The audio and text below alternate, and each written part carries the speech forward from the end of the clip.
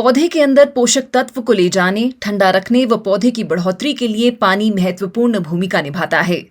अच्छी फसल उत्पादन के लिए पौधों को सिंचाई की आवश्यकता वर्षा होने से पहले, विशेषकर वसंत व गर्मियों के शुरुआती मौसम में होती है। सिंचाई के लिए कई अलग अलग प्रकार की तकनीकें उपलब्ध हैं, इसलिए अपने बाग के लिए उपयुक्त डिजाइन पर किसी विशेषज्ञ से सलाह लेना सबसे अच्छा है। हमें किस मात्रा में कितनी बार सिंचाई करनी है, ये 3 कारकों से प्रभावित होता है। पहला, मिट्टी कितना पानी धारण कर सकती है, ये मिट्टी के प्रकार और गहराई पर निर्भर करता है। दूसरा, मिट्टी में पौधे कितनी गहराई से पानी निकाल सकते हैं, ये पौधों की जड़ों की गहराई व विस्तार पर निर्भर करता है। और तीसरा कारक है पर्यावरण की स्थिति, जो ज्यादातर धूप, गर्मी, नमी और हवा पर निर्भर करती है। मिट्टी पानी, हवा और ठोस पदार्थों से बनी है। रेत, गाद, चिकनी मिट्टी और कार्बनिक पदार्थों का मिश्रण मिट्टी के पानी धारण करने व छोड़ने की क्षमता को निर्धारित करते हैं। बगीचे की मिट्टी की नमी के स्तर, फील्ड कैपेसिटी, जहां मिट्टी और अधिक पानी धारण नहीं कर सकती, तथा विल्टिंग पॉइंट, वो बिंदु जहां मिट्टी में पानी की न्यूनतम मात्रा होती है, के बीच में होना चाहिए। मोटी रेतीली मिट्टी में ज्यादा पानी धारण करने की क्षमता नहीं होती, तो इसमें पानी की थोड़ी मात्रा में बार बार सिंचाई की जानी चाहिए। गाद मिट्टी, जिसके काफी छोटे कण होते हैं, उसमें पानी धारण करने व पौधों को छोड़ने की सबसे ज्यादा क्षमता होती है। चिकनी मिट्टी में अक्सर बहुत अधिक पानी और कम हवा की मात्रा होती है, जिससे जड़ें मर जाती हैं। साल दर साल मिट्टी में कार्बनिक पदार्थों जैसे गोबर की खाद या जैविक मल्च के लगातार मिलाने से मिट्टी में पानी की उपलब्धता में सुधार हो सकता है। अधिक हवा, धूप, गर्मी, शुष्क मौसम तथा जब पौधे में बहुत सारी पत्तियां होने की स्थिति में पौधे को अधिक पानी की आवश्यकता रहती है।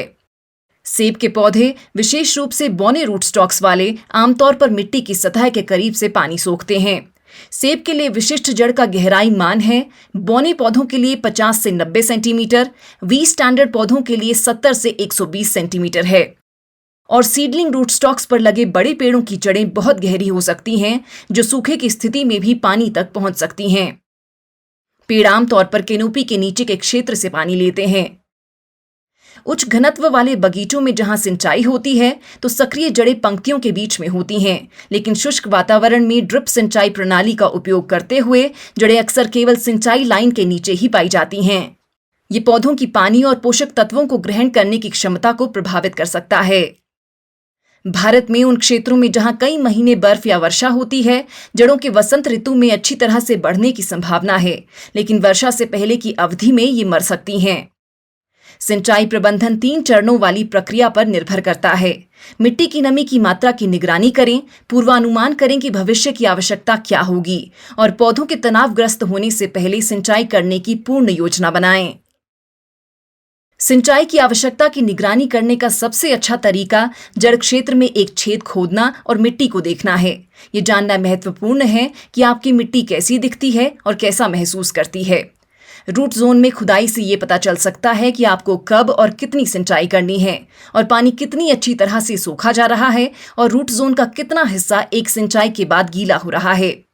ये जानना आवश्यक है कि मिट्टी की नमी पौधों और मौसम के साथ कैसे संपर्क करती है। इससे पूर्वानुमान करने में मदद मिलेगी कि अगली सिंचाई की योजना कब बनाई जानी चाहिए। इसे मिट्टी में नमी की मात्रा मापने वाले उपकरण जैसे टेंसियोमीटर या टाइम डोमेन रिफ्लेक्टोमेट्री या समय के साथ मिट्टी की नमी को ट्रैक करके या पानी के उपयोग की गणना के साथ जोड़कर सिंचाई की मात्रा व समय निर्धारित किया जा सकता है। सबसे शुष्क अवधि में रेतीली मिट्टी के लिए प्रति सप्ताह 2 से 3 बार, सिल्ट मिट्टी के लिए प्रति सप्ताह 1 से 2 बार और चिकनी मिट्टी के लिए प्रति सप्ताह 1 बार सिंचाई की जानी चाहिए। ऐसे कुछ तरीके हैं जिनमें हम पानी की अत्यधिक हानि को कम कर सकते हैं। मल्चिंग करने से पानी की क्षति कम होती है तथा मल्च मिट्टी में कार्बनिक पदार्थ को बढ़ाता है और मिट्टी को अत्यधिक तापमान से बचाता है।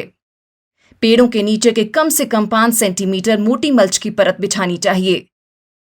मल्चिंग के लिए पिछले सीजन के दौरान बगीचे से काटा गया घास, जिसे सूखा कर रखा हो, अगले वसंत में पेड़ों के चारों ओर बिछा देना सबसे बेहतर विकल्प है।